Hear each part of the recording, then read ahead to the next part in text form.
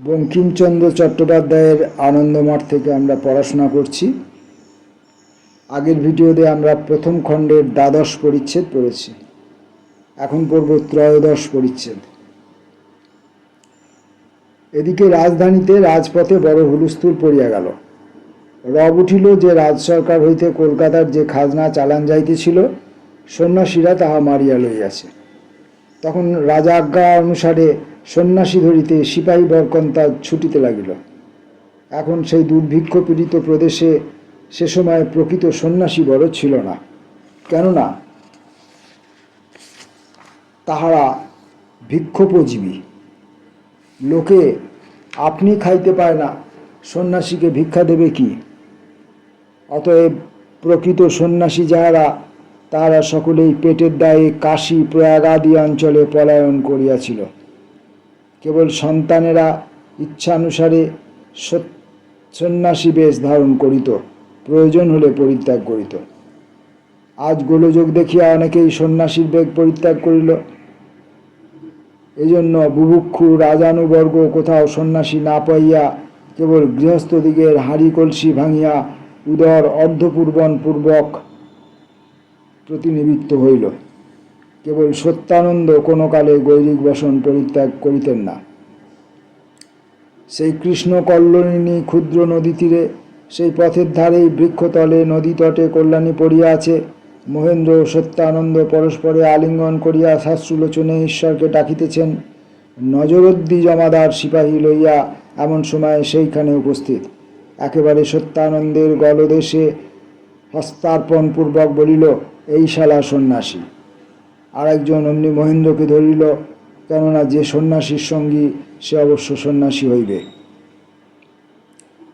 আর একজন সস্পপরি লম্ববান কল্যাণীর মৃতদেহটাও ধরিতে যাইতেছিল, কিন্তু দেখিল যে একটা স্ত্রীলোকের মৃতদেহ, সন্ন্যাসী না হইলেও হইতে পারে, আর ধরিল না। বালিকাকে ওইরূপ বিবেচনায় ত্যাগ করিল। পরে তাহারা কোনো কথাবার্তা না বলিয়া দুইজনকে বাঁধিয়া লইয়া চলিল। কল্যাণীর মৃতদেহ আর তাহার বালিকা কন্যা বিনা রক্ষকে সেই বৃক্ষমূলে পড়িয়া রহিল। প্রথমে শোকে অভিভূত এবং ঈশ্বর প্রেমে উন্মত্ত হইয়া মহেন্দ্র বিচেতন প্রায় ছিলেন।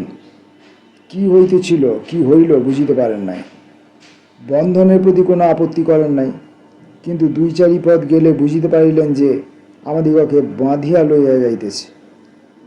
কল্যাণীর সব পড়িয়া রহিল, সৎকার হইল না, শিশুকন্যা পড়িয়া রহিল। এইক্ষণে তাহাদিগকে হিংস্র জন্তু খাইবে, এই কথা মনোমধ্যে উদয় হইবা মাত্র মহেন্দ্র দুইটি হাত পরস্পর হইতে বলে বিশ্লিষ্ট করিলেন।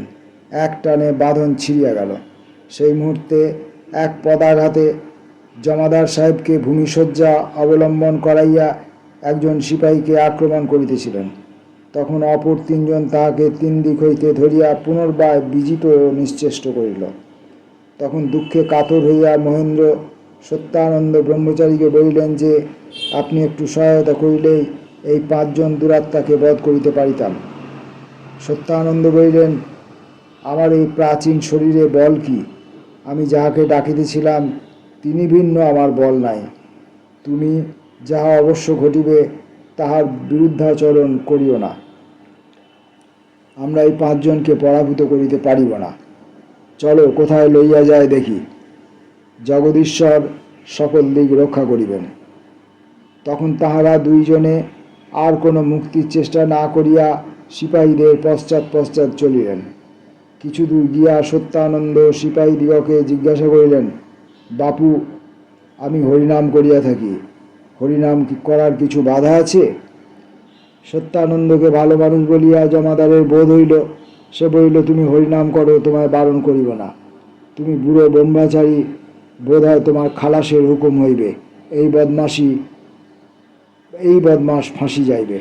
তখন ব্রহ্মচারী মৃদুস্বরে গান করিতে লাগিলেন, ধীরে সমীরে তটিনী তীরে বসতি বনে বড় নারী, মা কুরু ধনুর্ধর গমন বিলম্বন অতি বিধুরা সুকুমারী ইত্যাদি।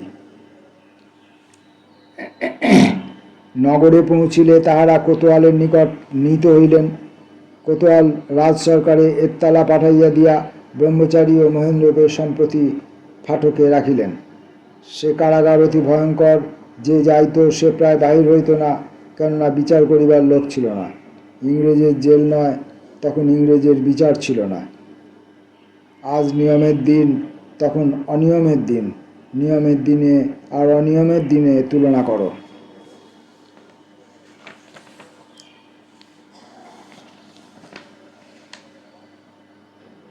চতুর্দশ পরিচ্ছেদ।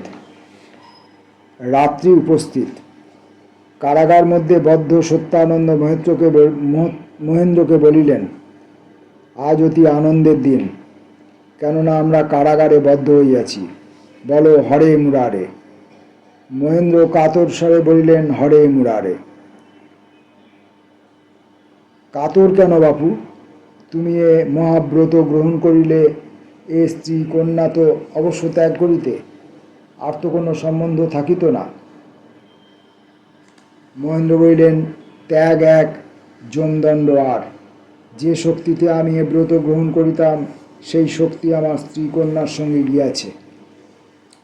সত্যানন্দ, শক্তি হইবে, আমি শক্তি দিব।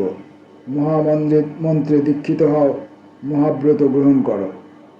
মহেন্দ্র বিরক্ত হইয়া বলিল, আমার স্ত্রী কন্যাকে শিগালে কুকুরে খাইতেছে, আমাকে কোনো ব্রতের কথা বলিবেন না। সত্যানন্দ, সে বিষয়ে নিশ্চিন্ত থাকো। সন্তানগণ তোমার স্ত্রীর সৎকার করিয়াছে, কন্যাকে লইয়া উপযুক্ত স্থানে রাখিয়াছে। মহেন্দ্র বিস্মিত হইলেন, বড় বিশ্বাস করিলেন না। বলিলেন, আপনি কি প্রকারে জানিলেন? আপনি তো বরাবর আমার সঙ্গে। সত্যানন্দ, আমি মহাব্রতে দীক্ষিত, দেবতা আমার দিকের প্রতি দয়া করেন। আজই রাত্রেই তুমি এ সংবাদ পাইবে, আজই রাত্রেই তুমি কারাগার হইতে মুক্ত হইবে। মহেন্দ্র কোনো কথা কহিলেন না। সত্যানন্দ বুঝিলেন যে মহেন্দ্র বিশ্বাস করিতেছেন না। তখন সত্যানন্দ বলিলেন, বিশ্বাস করিতেছ না? পরীক্ষা করিয়া দেখো। এই বলিয়া সত্যানন্দ কারাগারের দ্বার পর্যন্ত আসিলেন। কি করিলেন? অন্ধকারে মহেন্দ্র কিছু দেখিতে পাইলেন না, কিন্তু কাহারোর সঙ্গে কথা কহিলেন, ইহা বুঝিলেন। ফিরিয়া আসিয়া মহেন্দ্র জিজ্ঞাসা করিলেন, কি পরীক্ষা? তুমি এখনই কারাগার হইতে মুক্তি লাভ করিবে। এই কথা বলিতে বলিতে কারাগারের দ্বার উদ্ঘাটিত হইল। এক ব্যক্তি ঘরের ভিতর আসিয়া বলিল, মহেন্দ্র সিংহ কাহার নাম? মহেন্দ্র বলিলেন, আমার নাম। আগন্তুক বলিলেন, তোমার খালাসের হুকুম হইয়াছে, যাইতে পারো। মহেন্দ্র প্রথমে বিস্মিত হইলেন, পরে মনে করিলেন মিথ্যা কথা। পরীক্ষার্থ বাহির হইলেন, কেহ তাহার গতিরোধ করিল না। মহেন্দ্র রাজপথ পর্যন্ত চলিয়া গেলেন। এই অবসরে আগন্তুক সত্যানন্দকে বলিল, মহারাজ, আপনিও কেন যান না? আমি যদি আপনার জন্যই আসিয়াছি। তুমি কে? ধীরানন্দ গোসাই। আগে হ্যাঁ। প্রহরী হইলে কি প্রকারে? ভবানন্দ আমাকে পাঠাইয়াছেন। আমি নগরে আসিয়া আপনারা এই কারাগারে আছেন শুনিয়া এখানে কিছু ধূত্রা মিশানো সিদ্ধি লইয়া আসিয়াছিলাম। যে খাঁ সাহেব পাহারায় ছিলেন, তিনি তাহা সেবন করিয়া ভূমিশয্যায় নিদ্রিত আছেন। এই জামাজোড়া পাগড়ি বর্ষা যাহা আমি পরিয়া আছি, সে তাহারই। সত্যানন্দ, তুমি উহা পড়িয়া নগর হইতে বাহির হইয়া যাও, আমি এরূপে যাইব না। ধীরানন্দ, কেন? সে কি?